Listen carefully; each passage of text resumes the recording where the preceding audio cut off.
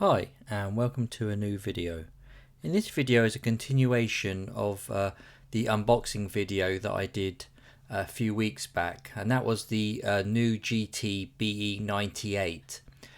So this is the new Wi-Fi 7 router or router from Asus. So basically this has the new Wi-Fi 7 standard, so it's as we saw in the unboxing, isn't quite of a beast of a router, even compared to the GT AXE 11000 and of course the 16000 as the Wi-Fi 6E routers.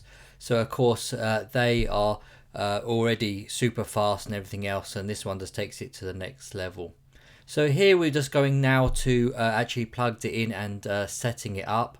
So on screen I'll put on there the ports that you can see. So if you do want to see all the ports and everything else and more details, have a quick look at my unboxing video.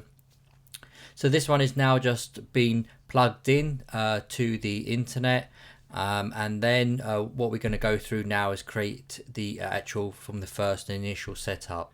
So what we're going to have a look here is your first screen. So when you first plug this in, this is going to be using the my computer. So this is the browser setup. Of course you can set it up in the app as well, and I'll do that in the next section so you can have both, because I know nowadays perhaps people prefer to use their tablets and phones now to set up their routers. It's much more convenient instead of logging into using a computer or using a browser. But of course you can use your Safari, Chrome, Firefox, Opera and all the other browsers are out there on your tablet to set this up, and you can see exactly the same as here as it was on the computer.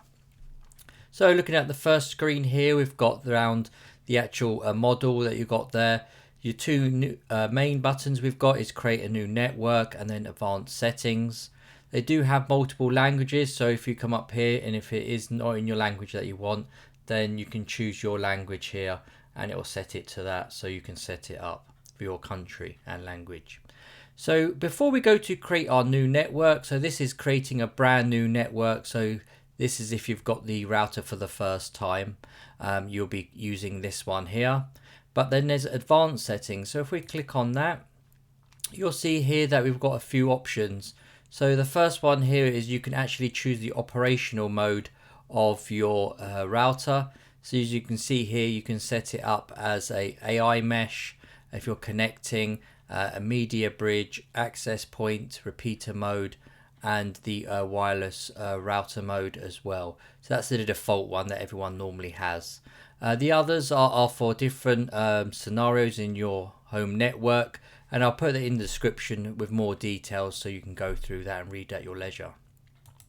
If we go back, the next one down here is, you can see here is you got your path to your settings file. So this is where if you've used the router previously, you've set it all up and you've saved your settings as normally I advise once you've set it up to how you like it and it's working good, is that if you do have an issue or there's a issue with firmware update or anything like that, or sometimes you're getting multiple crashes, sometimes it's good to actually factory reset to default settings the actual router. Sometimes then it is advisable, if you're in that scenario, just to have a think. It may take 5-10 minutes extra, but just to not use the original settings file and perhaps start from scratch and just copy and paste your password and your network name, your SSID and things like that, and set it up again if you're having major issues. If not, then it'll be fine just to go here, click on the upload button, find your backup file that you had from your original settings, and then it will restore all of those so you don't have to do anything. It will just restore it all back to how it was before. So if we just go back to previous again, so we go back to the original main screen for setup. Now we'll click on here, so we create a new network. It'll start to automatically detect your connection type for you. So if you are connected directly to the internet by ADSL or fiber, or you're having to use another modem you've got, then it will automatically choose it for you. Sometimes it won't be able to identify it, so here you've got the option. So I purposely unplugged mine one so you can see all the options. So you do have automatic IP, so that means If you've already got this plugged into another router, then you'll probably want this as automatic IP. The PPPoE in UK specifically is for fiber, so that would be for Virgin connections and City Fiber and Vodafone and BT Openreach network. So if you've got a fiber connection or anything like that, where you have an ONT box or like a little white box with a fiber cable going into it, you'll probably need that as well. Then you've got these other ones here for static IP and these other options. These are more uncommon connections for connecting to the internet, but this might be in your scenario that the options are there if you do need them. Again, there's option here. If you tick here, this will set up on the next screen basically any special requirements that your internet service provider is asking for. So sometimes they might ask you to put in a type of VLAN or something like that. So clicking that will give you the options during the setup. You do have the option as well for the DHCP option. So basically that's it's like a server, a little bit of software that runs on the router that gives you an allocated IP address automatically to all of your devices as they connect. So in my scenario, I'm just going to click automatic IP. Next, the screen will give you, as you can see here, all of the connections. So on this particular model, of course, we've got it's a quad band, so that means there's 4 different bands you've got here. So you've got one 2.4 gigahertz band, you have 2.5 and 1.6. So there is a pro version of this BE98, and that has one 2.4, one 5 gigahertz band, and then 2.6 gigahertz bands. So it depends on what model you have, and of course it's the same for all of the others. You can have different bands and everything else depending on your actual setup of your router. So you get option, if you scroll all the way down, you can see here separate. So if you untick this, this will basically combine everything all into one, as it says here. So then all you'll have is one for your 2.4 gigahertz band and your 2.5 gigahertz bands, and then you'll have a separate one for the 6. So that's using the Wi-Fi 7 or the Wi-Fi 6E. So you can separate them out on your devices. So what the router will do in this instance is it automatically work out which of your device it should connect to. So certain devices will work better on the 5 gigahertz, so it'll work out it's faster to put it to that. So it'll automatically do it, and it does, in tests and everything else, it does actually work pretty well in finding out which one is the best for you overall for speed. But if you are prefer the performance and everything else and more control, then of course you should click on this where it separates it. So the only issue with this is that you're going to have 4 separate network IDs. So of course that might confuse you sometimes. And if you're just a normal user, then I would advise you just to untick this and then just set it up that way and let the router automatically do it for you. But again, if you're into performance and you want to separate it out, one for your game network, one for your separate IoT devices, and then also for different kind of devices you've got there, and you want to manually add them to each network and then have a password separately for each one, then of course you can do that. So it depends on your situation, on how you want to set it up. So in this instance, I'm just going to untick it, so it's easy for me, and then you're going to set up assign the SSID. So that's basically the network name you're going to set it up. So we'll just call it home Wi-Fi, and you'll see here adds the prefix of the 6G for that one automatically, and then you can set your password. So you can set your password for this, and if you do set a bad password, it basically will start telling you if it's not and everything. And you can click this little eye here, and you can see here it's got on there. I would take this with a pinch of salt, because this is actually saying this is a strong password, and this is definitely not a strong password. Always make sure that you're using capitals, and use a password manager to generate the password, so it stores and records everything for you, so you'd have to keep remembering it as well. So it's always good to actually set these up. Again, as you see, it will default the password to exactly the same thing below. So you can go in here and change it if you want to, and it's the same with this. If you don't want this to just have the prefix of the 6G at the end, you can then edit this manually.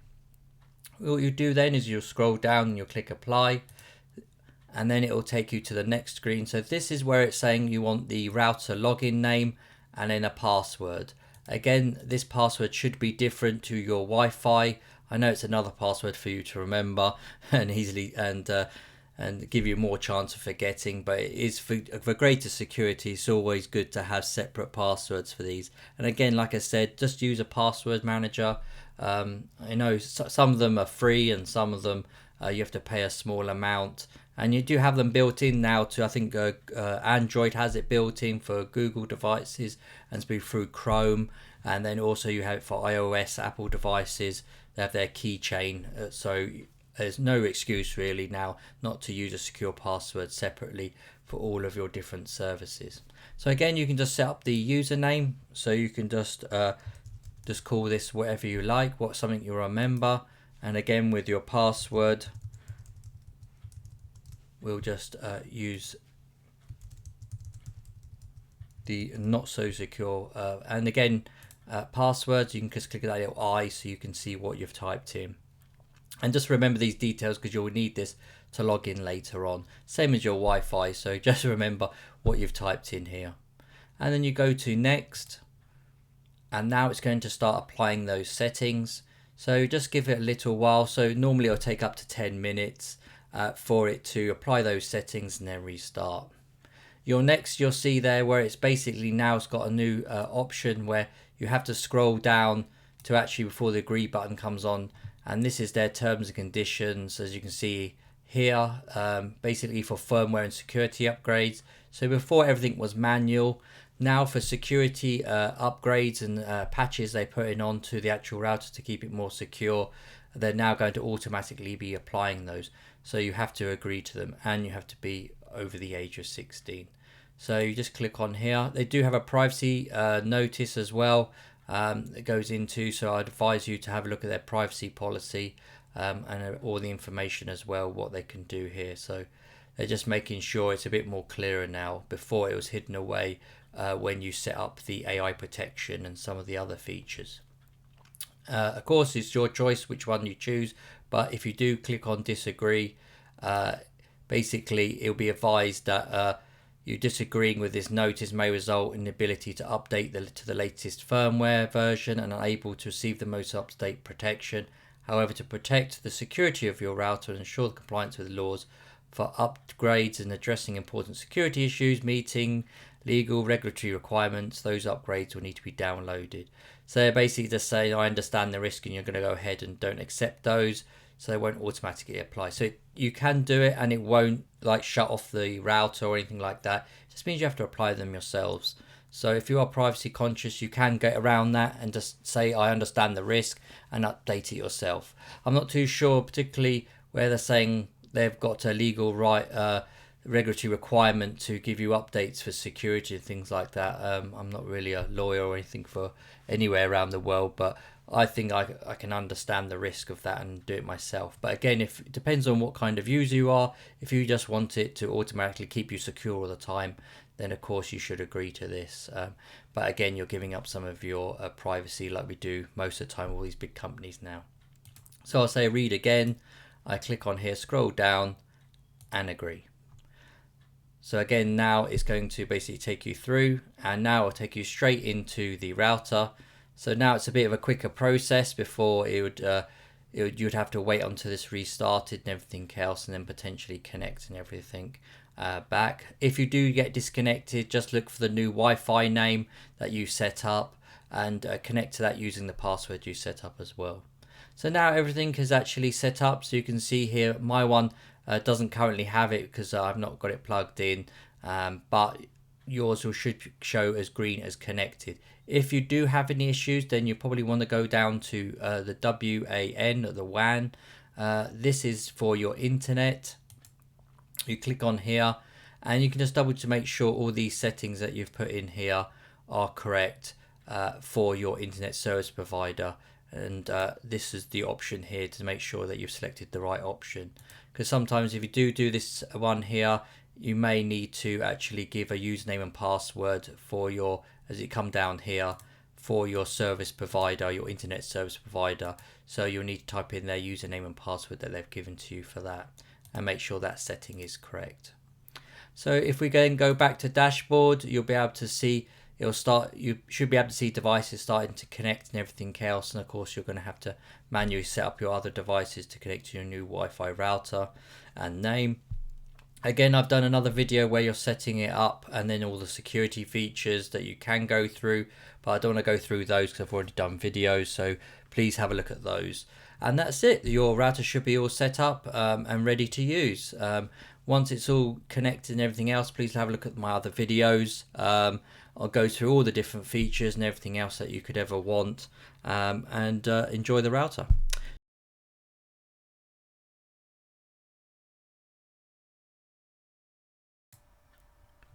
So we are now moving on to the speed test, and the first speed test I'm going to do at different ranges throughout the house. So the first one is going to be right next to the router, or router if you're in the UK. So this is probably going to be about a meter away in the same room, as we said, as the router and everything else. So there's going to be no obstacles or walls or anything like that. Again, what I'm using is a Pixel 8. And this does use Wi-Fi 7, but it only uses the 160 megahertz band, or the channel. So it doesn't use the full capabilities of the 320, so you won't be seeing the crazy 3000 megabytes per second that you normally can see on some tests on the internet. So you can see here it's still getting very good speeds. Again, what I've noticed on these speed tests, so the next one here is it's got one brick wall and is about 10 meters away. So we're still getting really good speeds, even though I thought on the 6 gigahertz frequency it does, the further you go away, the speed is going to drop dramatically most of the time, the higher the actual frequency of the band happens. But we're still getting, you can see here the speeds.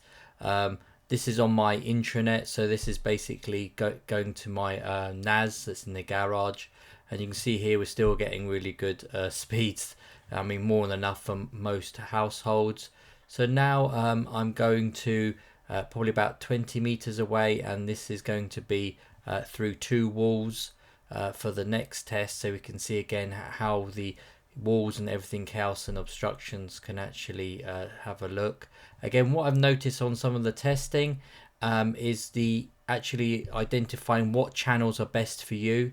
Currently this is set to auto, so this is the basically the router is going to select the best channel for your device when it connects. So you can see then that the speed and everything else. So you can see here it is actually taking a drop now as we get further away, and there's more walls in between your signal and everything else. And as we said, this is what normally happens. I would expect higher speeds if you are using a device that is Wi-Fi 7, but also 320 megahertz. So it's using the new channel bandwidth, so it's like double of that. So you're probably going to get much higher speeds. Again, with this one here is now on the 2nd floor, and this is going to be 2 walls away, so this is going to be about 25 meters away, and with the door closed. Again, I'm doing this around 6:30 in the evening, so it's peak time during the week, and then also all my devices are connected, so this is a realistic test kind of thing. You can see here now I'm getting a much better signal, even though I've gone further away. So you can see here the signal perhaps is identified the device, and it says use the beam forming to actually identify the devices further away and what angle it is, and then diverts the signal to there. So again, this is trying to do as realistic as possible, the speeds and everything else. You can see here these speeds are way more than enough for most people in a normal house size, using Wi-Fi 7. And as I said before, this is only using minimum amount of the Wi-Fi 7 channel bandwidth, not using the full 320 that are on more devices now, and some mobile phones like the OnePlus 11 5G. So now we're going to move on and do some other tests. So I just wanted to quickly show you what the difference is when you actually start identifying and going into the advanced settings of the router, and you can see you can start changing the channels. So if you can see before, we're getting higher speeds now from the router, and this is right next to it again. So you can see here, and so what I went into is the advanced settings under Wi-Fi and then changed the channel. So I took it off auto and then just started playing around with the channels on the actual 6G on the band, just to see, you know, the 6 gigahertz, to see what speed difference it makes. And you can see here it actually does. So again, I advise leave it on auto to begin with. If that's working for you, it's perfect. But if you are more of an advanced user, or you want to actually try and get the maximum speed you can, then I'd go into the settings and just go through. It might take a bit of time to actually go through the actual different channels that you have got selected, taking it off auto, and then just doing a test to see if it helps you. Don't forget that the higher the some of the channels are, should be on the 6 gigahertz anyway. The interference and everything else, like on the 2.4 and even the 5, should be very minimal now, so that shouldn't be an issue. But again, you will start losing a lot compared to 5, because the higher the 6 gigahertz, and then say we eventually get to 7 gigahertz, basically it will just mean that you'll get more speed short distance, but longer distance it won't actually reach there as far as like the 2.4 gigahertz band. So again, on these speed tests, I'm just doing the same distance and then through the walls and everything else, as you can see here. So as I said, just go in there. If your auto is working for you and you're getting blistering speeds, then happy days. But if you're like me and I had some kind of issue with my Pixel 8, that's the only Wi-Fi 7 device I've currently got, I haven't actually installed the chipset into my PC yet. And you'll be able to see here that, you know, it does get you further faster speeds, but also sometimes when you're changing the channels, just try and make sure you do it close by and further away as well. So as you can see here, it does actually drop. So I do get higher speeds on this certain channel I'm testing when it's close by to the router. But then now you can see here, we're just doing, these are actual speed tests using the actual speed test app everyone seems to use to standardize.